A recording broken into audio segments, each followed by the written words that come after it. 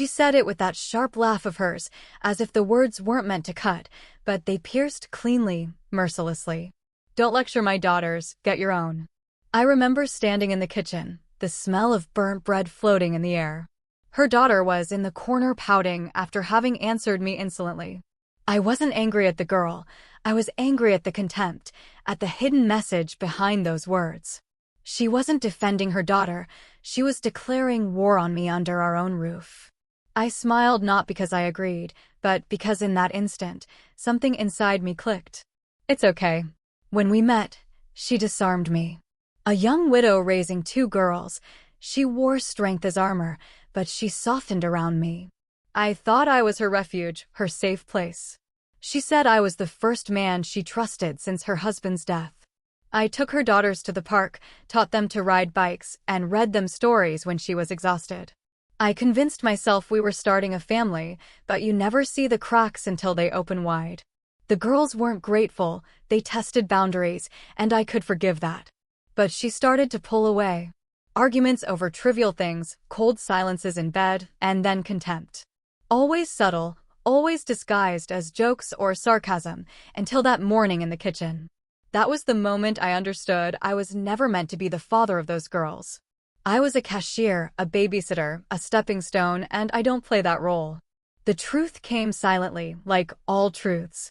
Her phone vibrating in the early morning, her face lit up.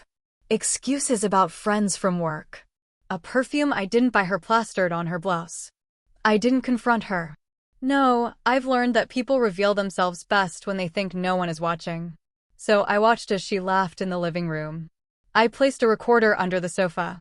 When she claimed to be working late, I had a tracker in her car. Bank statements told me where she spent money. The receipts told me who she was spending it on. It wasn't a man. It was 2 married couples blind. I didn't scream, I didn't make a fuss, I studied her. Every lie, every detail. Build the case brick by brick, patient as a bricklayer. I already knew how this story would end. The plan was meticulous.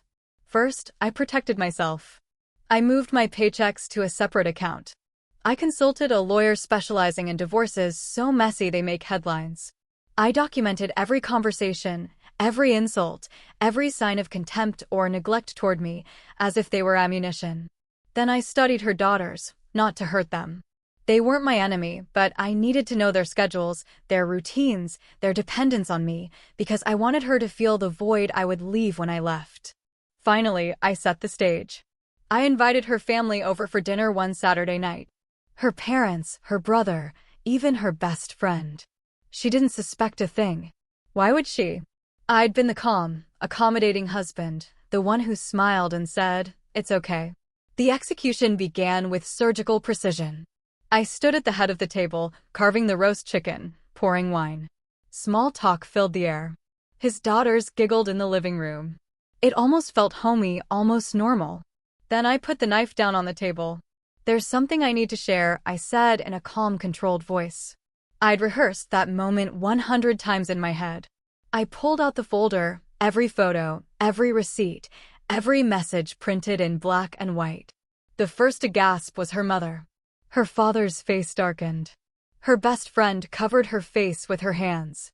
And my wife turned pale, as if the blood had suddenly drained from her.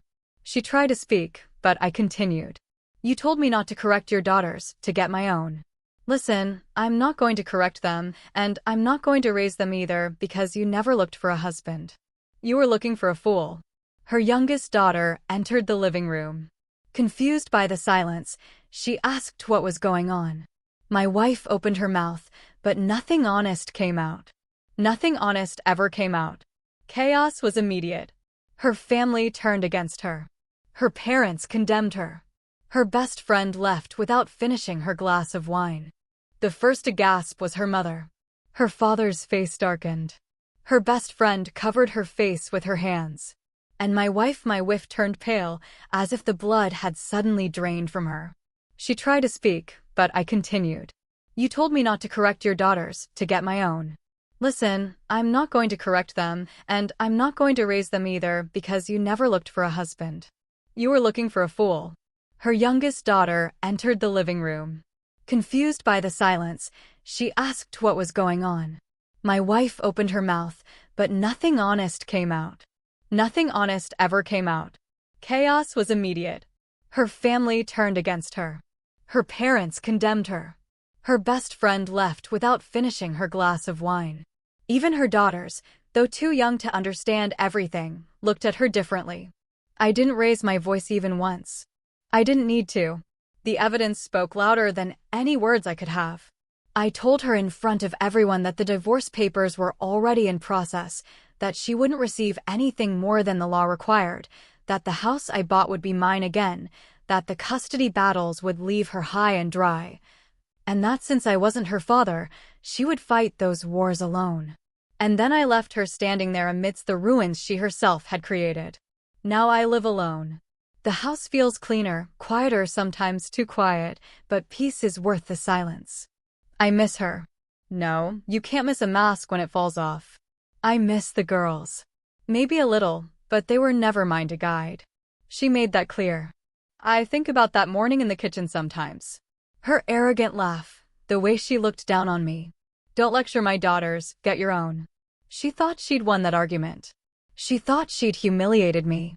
What she didn't understand was that I don't raise my voice when I'm disrespected. I raised the stakes, and in the end, she got her wish. I'm no longer in her daughters' lives. Now she raises them alone, ruined, dishonored, struggling to rebuild the life she burned with her own hands. I walked away intact, stronger, wiser. That's the problem with betrayal. It never destroys the betrayed, only the traitor. When she told me not to father her daughters, I listened, and when I finally left, I made sure she'd never forget the sound of my silence. I'm no longer in her daughters' lives. Now she raises them alone, ruined, dishonored, struggling to rebuild the life she burned with her own hands. I walked away intact, stronger, wiser. That's the problem with betrayal. It never destroys the betrayed, only the traitor. When she told me not to father her daughters, I listened, and when I finally left, I made sure she'd never forget the sound of my silence. Silence is often mistaken for weakness, but it is the sharpest weapon I've ever carried, the one that cuts without leaving a visible scar, yet lingers longer than any wound. I could have shouted, fought, demanded justice, or tried to defend myself against her venom, but what would that have given me? Another battle in a war already lost? Instead, I chose the quiet, the kind that unsettles, the kind that makes every memory echo in the mind of the guilty until it drives them toward their own downfall. She thought betrayal would leave me broken, clinging, desperate for closure, but betrayal has a way of purging the soul, stripping away illusions and leaving only the truth.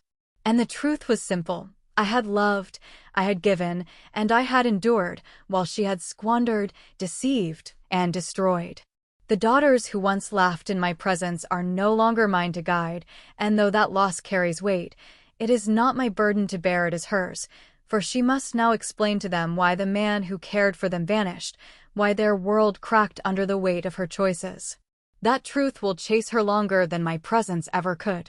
I walked away with nothing material, but with everything that mattered: dignity, resilience, and the ability to begin again without chains. Betrayal does not break the betrayed. It remakes them, hardens them, teaches them what they will no longer tolerate and whom they will never again trust. She believed she had stripped me of a future, but in reality, she stripped herself of the only steady hand that ever held her chaos together. And so, as she stumbles through her days, trying to rebuild a life from ashes she herself ignited, I move forward with a steady heart and a clearer vision of who I am. My silence remains, haunting her far more than words ever could, because words fade, but silence stretches into eternity, a reminder of what was lost and can never return. That is the true curse of betrayal. It devours only the betrayer, leaving them hollow, while the betrayed walk on, intact, stronger, wiser, carrying not the shame of what was done to them, but the strength of what they survived.